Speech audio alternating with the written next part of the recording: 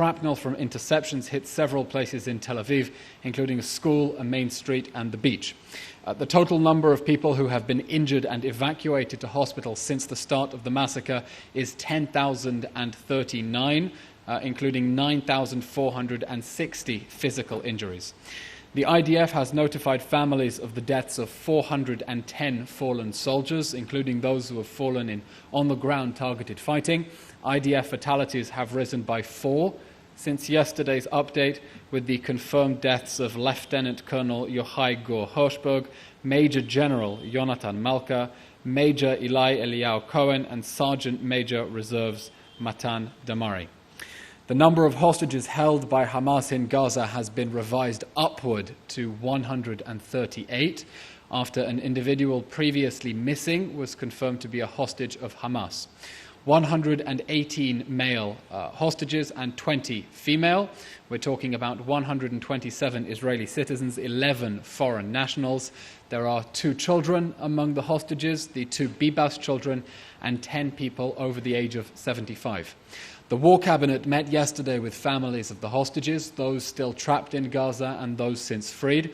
The families told the Cabinet their heartbreaking stories about the thirst, hunger, mental, physical abuse in the Hamas terror dungeons and enduring trauma.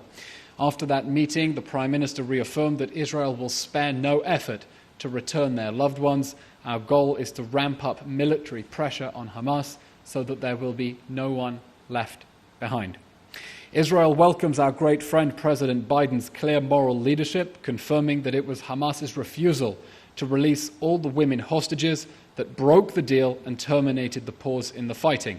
We, of course, welcome the President's remarks that everyone still being held hostage by Hamas needs to be returned to their families immediately, and that the United States will not stop working together with us until we get everyone out.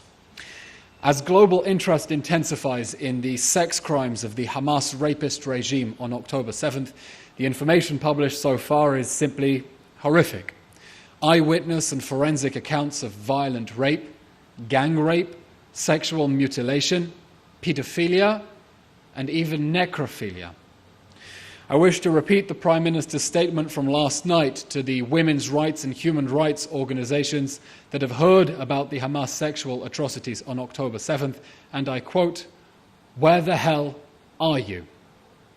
We expect all civilized leaders, governments, nations to speak up against these atrocities, and it is unforgivable that some still choose to deny, downplay, or deflect the crimes of the Hamas rapist regime that we will topple and bring to justice.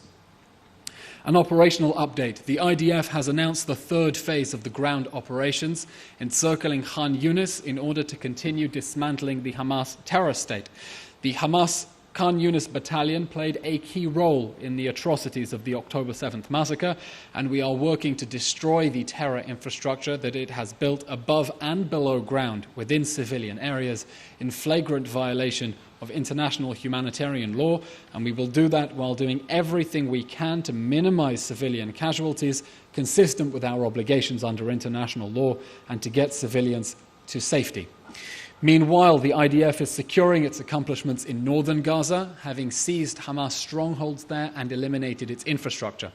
Our forces are operating in the strongholds of Jabalia and Sheja'ir, integrating land and air forces to target Hamas terrorists, many in face-to-face combat, and eliminate their military assets. This campaign has already significantly degraded Hamas's military capabilities on the way to advancing the central goal of this war, which Hamas started, of destroying Hamas's military capabilities altogether. And in just the last few minutes, the IDF has revealed that it has captured one of the largest weapons depots it has found in the Gaza Strip, located near a school and a clinic. We're talking about hundreds of rockets and launchers and UAVs and explosive devices in northern Gaza, again cynically embedded within civilian areas, recklessly putting in danger the lives of the people we have been working hard to evacuate from the war zone. The IDF continues to target Hamas terror infrastructure and operatives with precision. To date, the IDF has eliminated half of Hamas's battalion commanders. We've eliminated the senior leadership of the Hamas Northern Gaza Strip Brigade, including its commander, deputy commander, and other leading terrorists, in addition to taking out the commanders of the Beit Lahia, Central Jabalia, Sabra, Shati, Dark Tapah, and Shaja'iyah battalions. There will be no refuge for the monsters responsible for the October 7th massacre and planning another one. The IDF continues to engage Hamas forces in intense battles with aerial support as we dismantle the Hamas terror state. As our forces move through Gaza, they continue to expose Hamas's exploitation of civilian infrastructure, including that weapons depot revealed just minutes ago, finding tunnel shafts in the vicinity of civilian infrastructure, including schools, as well as weapon caches inside schools. Yesterday, the Air Force struck approximately 250 terror targets in Gaza, in addition to those ground operations, including the launchers that were used in yesterday's large-scale missile attack on the greater Tel Aviv area. An update from the northern border: the IDF remains on high alert against Hezbollah aggression on our border with Lebanon. Yesterday in the north, IAF combat aircraft attacked a series of Hezbollah targets in southern Lebanon, including posts and military sites where weapons were stored and Hezbollah terrorists were operating. Israel has already exacted a high price from Hezbollah for its belligerency, a price that it is trying to hide. We remain focused on bringing to justice the monsters of the October 7th massacre and warning anyone of thinking of entering this war. In a word, don't. The State of Israel is completely committed to achieving the goals of this war, securing the release of all the hostages, eliminating Hamas's reign of terror in the Gaza Strip, and permanently removing the threat to Israel's citizens from that territory. We too want this war to end already, but it can only end in a way that ensures that Hamas can never attack our people again, as it has consistently threatened to do since the beginning of the October 7th massacre. To friends around the world who are pressing for a quick end to this war, we say the only way to end the war and to end this war quickly is to apply crushing pressure against the Hamas terror regime and to destroy it in a way that will bring security to Israel and new opportunities for Palestinians who realize that terrorism is a dead end. Friends who want to help us shorten this war must stand steadfast alongside us as we fight to bring the October 7th monsters to justice for the sake of our children and for the sake of humanity. That's the end of our update for today, and we'll now take your questions. Thank you. A question from Jim Williams, Zenger International News Service, Washington, D.C.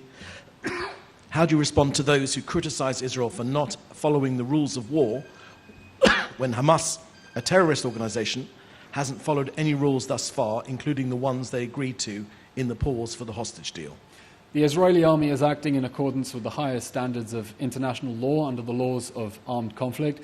We are constantly innovating new ways to protect civilians from the decisions of their own leaders to try to keep them in harm's way as human shields, as we're seeing with the Human Shield hotline that we opened for Palestinians to report being held as human shields, as we see with that incredibly detailed map that the IDF has published. We are putting in place efforts that no army in the history of warfare has made in the context of counter-terrorism wars in urban areas to keep civilians safe. And we do this in a reality in which, as you note, the enemy has no regard not only for international humanitarian law, but for basic norms of humanity as well, and continues to perpetrate a double war crime, launching indiscriminate attacks against our civilians while hiding behind their own civilians. But despite Hamas's cynical disregard for international law and human values, we will continue to uphold the highest standards of the laws of armed conflict. Question from Kieran Monk's The Eye newspaper. Can you tell us anything about reports that the IDF believes it's getting closer to finding Hamas leader Sinwar? And how important would this be to the goal of destroying Hamas? If the IDF were closing in on Yahya Sinwar, I wouldn't reveal that to him live in this press conference. As we've said, every Hamas terrorist is a dead man walking. Our goal in this war is to bring to justice all of the monsters involved in the October 7th massacre and planning a new one, from the top masterminds all the way to the lowest foot soldiers. And our war will end with the end of Hamas and destruction of its governing and military capabilities inside the Gaza Strip. Question from Joel Pollack of Breitbart News. Has Israel considered making offers directly to the terrorists or civilians holding individual Israeli hostages to come forward and release them and receive some kind of amnesty or reward? There will be no immunity and no impunity for the monsters who on October 7th brutally massacred, beheaded, burned, tortured, mutilated and raped our people.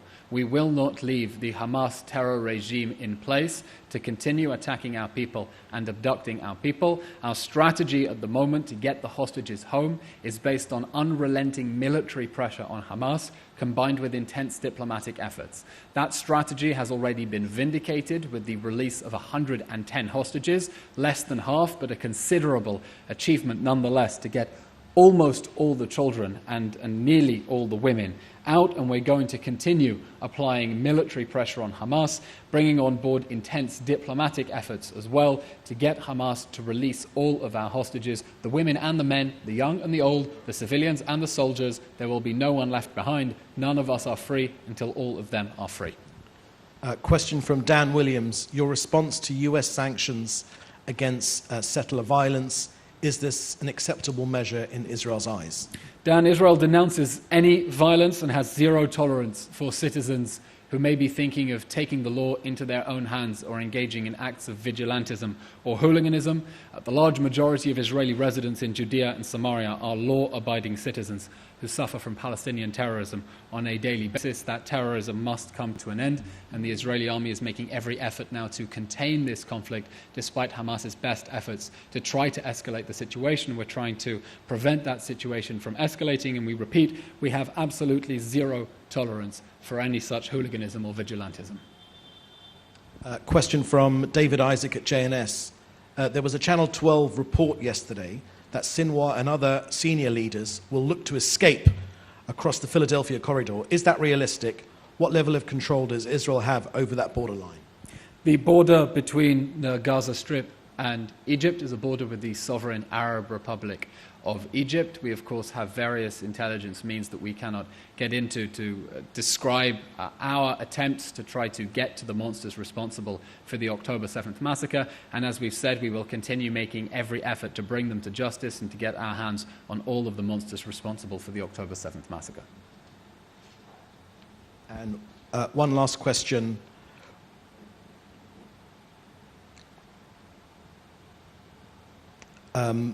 Also from Joel Pollock at Breitbart, asking about the notion to flood the Hamas tunnels with seawater. What comment do you have to have about that? A question we've received a number of times. I understand it's arousing significance. IDF is dealing with a challenge in the history of counter-terrorism in urban areas, which is the vast underground tunnel network that Hamas has built, using the concrete that was supposed to go to people's houses, diverting it for its military infrastructure. Other Western armies have fought against terror tunnels before. Those have been in mountainous areas away from civilian areas. Hamas has been very innovative in its construction of these underground tunnels, and the Israeli army is also going to have to be innovative and inventive in finding ways to locate and destroy those tunnels. But beyond the means that the Israeli army has already elaborated on, I'm afraid we have no further comment at this stage. Last question from Dan Williams. Has Israel asked Egypt to take in Gaza refugees? Dan, let me circle back to you on that. At the moment, we're focusing on getting civilians out of harm's way inside the Gaza Strip. That's why, with the beginning of the ground operation, we designated the Al-Mawasi area in southwest Gaza as an area that would be suitable for international agencies to set up shelter and deliver food and water and medication for the civilians who need it. And our focus is to urge humanitarian organizations, those on the ground, instead of shoveling civilians into densely populated areas where Hamas has already embedded itself inside and under civilian areas, we want to see them going to humanitarian zones inside the Gaza Strip where Hamas is not operating, so that we can target the Hamas terror infrastructure responsible for the October 7th massacre. Thank you. Okay, thank you very much, everyone. Have a good day and keep safe. Thank you.